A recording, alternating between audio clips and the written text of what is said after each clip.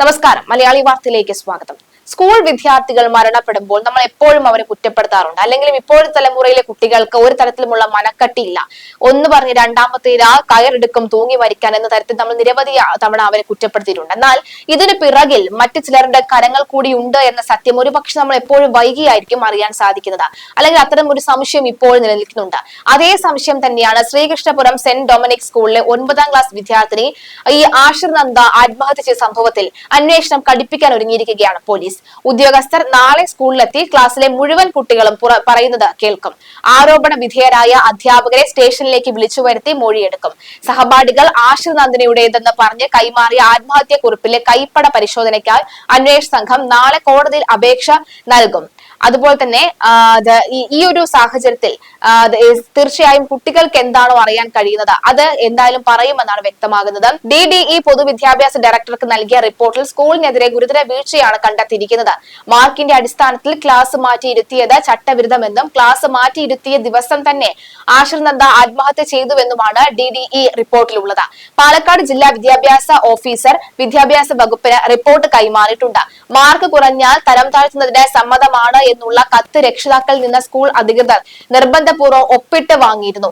ആഷിർ നന്ദയുടെ മാതാപിതാക്കൾ, സ്കൂളിലെ സഹപാഠികൾ, അധ്യാപകർ എന്നിവരിൽ നിന്നും ലഭിച്ച വിവരങ്ങളുടെ അടിസ്ഥാനത്തിലാണ് വിദ്യാഭ്യാസ ഓഫീസർ റിപ്പോർട്ട് തയ്യാറാക്കിയത്. അതേസമയം സ്കൂളിൽ പുതുതായി ആരംഭിച്ച PTA കമ്മിറ്റിയുടെ ആദ്യ യോഗം ഇന്ന് ചേരും. കഴിഞ്ഞ ബുധനാഴ്ചയാണ് 14-കാരി ആഷിർ നന്ദയെ വീടിന്റെ മുകളിലത്തെ നിലയിലെ മുറിയിൽ തൂങ്ങിമരിച്ച നിലയിൽ കണ്ടെത്തിയത്. തുടർന്ന് കുട്ടി മരിക്കാൻ കാരണം സ്കൂളിലെ മാനസിക പീഡനമാണ് എന്ന് ബന്ധുക്കൾ ആരോപിച്ചിരുന്നു. മാർക്ക് കുറഞ്ഞപ്പോൾ കുട്ടിയെ ക്ലാസ് മാറ്റിയിരുത്തിയെന്നും ഇതിൽ ആഷിർ നന്ദ മനോവിഷമം ഉണ്ടായിരുന്നു എന്നും കുട്ടിയുടെ അച്ഛനും അമ്മയും പറഞ്ഞു. സുഹൃത്തിന്റെ നോട്ട്ബുക്കിന്റെ പുറകിലാണ് ആഷിർ നന്ദ ആത്മഹത്യക്കുറിപ്പ് എഴുതിയിരുന്നത്. തന്റെ ജീവിതം അധ്യാപകർ തകർത്തുവെന്നും കുറിപ്പിൽ പറയുന്നുണ്ട്. അമ്പിളി, അർച്ചന എന്നീ അധ്യാപകരുടെ പേര് കുറിപ്പിൽ ഉണ്ടായിരുന്നു. സ്റ്റെല്ല ബാബു എന്ന അധ്യാപിക മാനസികമായി പീഡിപ്പിച്ചിരുന്നതായും ആഷിർ നന്ദ എഴുതിയിട്ടുണ്ട്. സഹപാഠി പോലീസിനെ ഇക്കാര്യങ്ങൾ അറിയിച്ചിട്ടുണ്ട്. കത്ത് കൈമാറിയിട്ടുണ്ട്. നാളെ എന്നാൽ പോലീസ് എത്തി മുഴുവൻ കുട്ടികളുടെയും മൊഴി രേഖപ്പെടുത്തും. അവർക്ക് എന്താണ് പറയാനുള്ളത് എന്ന് പോലീസ് കേൾക്കുമെന്നുള്ളതാണ്. ഈ കുട്ടി അവിടെ ഇത്തരത്തിൽ മാനസിക പീഡനങ്ങൾ അനുഭവിച്ചിരുന്നു, ഇനി ആ ക്ലാസ്സിൽ മറ്റാരെങ്കിലും ഇത്തരം മാനസിക പീഡനത്തിലൂടെ കടന്നുപോയിട്ടുണ്ടോ അടക്കമുള്ള കാര്യങ്ങൾ പോലീസ് ചോദിച്ചറിയും. എന്തായാലും കഴിഞ്ഞ ദിവസം PTA മീറ്റിംഗ് കൂടിയിരുന്നു. അതിനുശേഷം നടത്തിയ PTA അംഗങ്ങൾ നടത്തിയ പ്രതികരണം കൂടി ഒന്ന് കേൾക്കാം. സ്കൂൾ അധികൃതർ അവർക്കെതിരെ പരാതി എന്ന് പറഞ്ഞു കഴിഞ്ഞാൽ പരാതി നമ്മളെ മാനസികമായിട്ട് നമുക്ക് ഒരുപാട് ടോർച്ചർ അവിടെ ഉണ്ടായിട്ടുണ്ട്. അധ്യാപകർക്കും ഉണ്ടായിട്ടുണ്ട്. കാരണം നമുക്ക് അവിടെ ഒരു വോയിസ് ഇല്ല പറയാൻ. നമ്മൾ എന്തെങ്കിലും പറഞ്ഞു കഴിഞ്ഞാൽ അവിടെ അവരുടെ റൂഡായിട്ടുള്ള അല്ലെങ്കിൽ അറോഗൻ്റ് ആയിട്ടുള്ള വാക്കുകളുണ്ട് അവരുടെ നമ്മളെ സ്റ്റോപ്പ് ചെയ്യുകയാണ് ചെയ്യാറ്. അവിടെ പഠിച്ചിരുന്നത് അവനും ഈ പറഞ്ഞ പോലെ ഈ മരിച്ച കുട്ടിയുടെ അതേ ക്ലാസ്മേറ്റ് ആണ്. അപ്പോൾ ഈ പറഞ്ഞ പോലെ 8ാം ക്ലാസ്സിൽ നിന്ന് 9ാം ക്ലാസ്സിലേക്ക് പാസ് ഔട്ട് ആയപ്പോൾ മാർക്ക് കുറവാണെന്നും പറഞ്ഞ് ആദ്യം 9th Dയിലായിരുന്നു കുട്ടി. പിന്നെ അത് കഴിഞ്ഞ് അവരുടെ ആദ്യത്തെ ഒരു എക്സാം കഴിഞ്ഞപ്പോൾ മോന് മാർക്ക് കുറയുകയും ചെയ്തു. അപ്പോൾ അവർ നോട്ടീസ് ബോർഡിൽ കുട്ടിയുടെ പേര് എഴുതി, കുറച്ച് കുട്ടികളുടെ പേരും എഴുതിയിരുന്നു. അത് വല്ലാത്തൊരു മാനസിക പ്രശ്നം നമുക്ക് ഉണ്ടാക്കിയിട്ടുണ്ട്. അപ്പോൾ കുട്ടി ഇവിടെ വന്നിട്ട് 9th Eയിലേക്ക് ഷിഫ്റ്റ് ചെയ്യണം പറഞ്ഞു കുട്ടീനെ. അപ്പോൾ പാരൻസ് വന്നിട്ട് വേണം അത് സംസാരിക്കാൻ പറഞ്ഞു.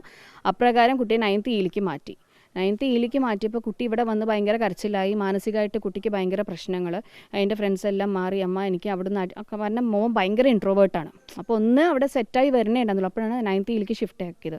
അപ്പോൾ അത് മോനിലുണ്ടാക്കിയ വല്ലാത്തൊരു വേദന, നമുക്കിത് കണ്ട് നിൽക്കാൻ പറ്റാത്തൊരവസ്ഥയായി.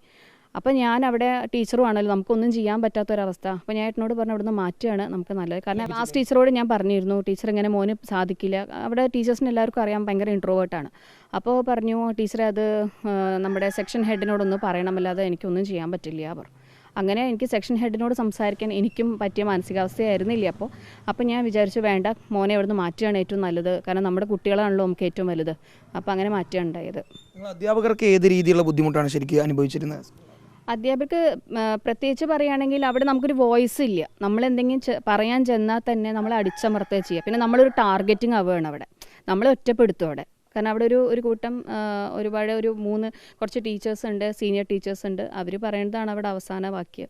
അപ്പോൾ ബാക്കിയുള്ള പുതിയ ടീച്ചേഴ്സിനൊന്നും അവിടെ ഒന്നും പറയാൻ, ശബ്ദമുയർത്താനുള്ള ഒരു ധൈര്യം അവിടെ ഉണ്ടാവില്ല. കാരണം അങ്ങനെ നമ്മളടുത്ത് അറോഗൻ്റായിട്ടാവും ബിഹേവ് ചെയ്യുക. അത് കാണുമ്പോൾ ബാക്കിയുള്ളവർക്കും പേടിയാവും. ഇപ്പോൾ നിങ്ങൾക്ക് ഈ ദുരനുഭവം ഉണ്ടായെന്ന് പറയുന്നു ഒരു അധ്യാപിക എന്ന രീതിയിൽ, നിങ്ങൾക്ക് ഇത്തരത്തിൽ അനുഭവം ഉണ്ടായിട്ടുള്ള ടീച്ചർമാർ തന്നെയാണോ ഇന്നലെ പുറത്താക്കിയവരിൽ അവരുണ്ടോ?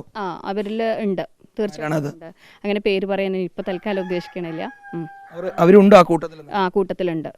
വല്ലാതെ മാനസികമായിട്ട് കുട്ടികളുടെ മുമ്പിൽ വെച്ച് നമ്മളെ മാനസികമായിട്ട് ഇൻസൾട്ട് ചെയ്യുക. ഞാനും ഒരുപാട് സ്കൂളിൽ വർക്ക് ചെയ്ത എക്സ്പീരിയൻസ് നമുക്കുണ്ട്. പക്ഷേ നമ്മളെ പഠിപ്പിക്കാൻ വരുന്ന രീതികൾ, അവർ പറയുന്ന റൂട്ടിൽ നമ്മൾ ചലിക്കണം, അവർ കൊടുക്കുന്ന നോട്ട്സ് മാത്രമേ നമ്മൾ കൊടുക്കാൻ പാടുള്ളൂ, അവർ പറയുന്നത് പോലെ നമ്മൾ നടക്കാൻ പാടുള്ളൂ, അങ്ങനെയൊക്കെയുള്ള ഒരുപാട് കൺസെപ്റ്റ്സ് അവർ നമ്മുടെ മേലെ അടിച്ചേൽപ്പിച്ചിരുന്നു. അത് ഫോളോ ചെയ്തിട്ടില്ലെങ്കിൽ അത് പോയി സിസ്റ്റർ അടുത്ത് റിപ്പോർട്ട് ചെയ്യുകയും ചെയ്യും. അവിടെയുള്ള വേറെ സിസ്റ്റേഴ്സിനെ നമ്മുടെ ക്ലാസ്സിലേക്ക് അയക്കുകയും ചെയ്യും. പിന്നെ നമ്മുടെ ക്ലാസ്സിൽ ബഹളമാണ് പറയുക. സത്യത്തിൽ അവരുടെ ക്ലാസ്സിലായിരിക്കും ബഹളം, പക്ഷേ അവർ റിപ്പോർട്ട് ചെയ്യുക നമ്മുടെ ക്ലാസ്സിലാണ് പ്രശ്നം എന്ന് പറഞ്ഞ് അനാവശ്യമായ പ്രശ്നങ്ങൾ സൃഷ്ടിക്കുകയും നമ്മളെ മാനസികമായി വല്ലാതെ ടോർച്ചർ ചെയ്യാൻ ശ്രമിച്ചിട്ടുണ്ട്. കുട്ടികൾ പറയാറുണ്ട്, ടീച്ചർ മാനസികമായിട്ട് വിഷമം തോന്നാറുണ്ട്, ഞങ്ങളെല്ലാവരും മുമ്പിൽ വെച്ച് ഇൻസൾട്ട് ചെയ്ത് സംസാരിക്കാറുണ്ട് എന്നൊക്കെ പറയാറുണ്ട്. പക്ഷെ അപ്പോൾ ഞാൻ ധൈര്യം കൊടുക്കുക ചെയ്യാറ്, സാരമില്ല ടീച്ചേഴ്സല്ലേ അങ്ങനെയൊക്കെ പറയും. കാരണം പഴയ ടീച്ചേഴ്സ് ആകുമ്പോൾ അവർക്ക് പഴയ ചിന്താഗതിയാണ്. ഇപ്പോഴത്തെ ടീച്ചേഴ്സ് എന്ന് പറയുമ്പോൾ അവർക്ക് കുറച്ചുകൂടി ഫോർവേഡ് തിങ്കിങ് ആണ്. നമ്മുടെ കുട്ടികളുടെ മനസ്സ് മനസ്സിലാക്കാൻ നമുക്ക് സാധിക്കും. പണ്ടെന്ന് പറഞ്ഞാൽ നമ്മളും ആ ഒരു ജനറേഷനിൽ വളർന്നതാണ്, നമുക്കറിയാം ചീത്ത പറയുന്നത് ഇങ്ങനെയാണെന്ന് മനസ്സിലാക്കാനുള്ള. അപ്പം ഇന്നത്തെ കുട്ടികൾക്ക് അങ്ങനെയല്ല. അവർക്ക് എല്ലാവരും അച്ഛനും അമ്മയും എന്താ വേണ്ട വെച്ചാൽ കൊടുക്കും. അവർക്കെല്ലാം സോഷ്യൽ മീഡിയയിലെല്ലാം അവൈലബിൾ ആണ്, എന്ത് കാണാനും പറ്റും. അപ്പോൾ അവർക്ക് ഇതൊന്നും സഹിക്കേണ്ട ഒരു ഇത് സാധിക്കില്ല. ഇപ്പോൾ കൊറോണ വന്നതോടുകൂടി കുട്ടികൾക്ക് തീരെയും അത് അഡ്ജസ്റ്റ് ചെയ്യാൻ പറ്റാത്തൊരവസ്ഥയാണ്.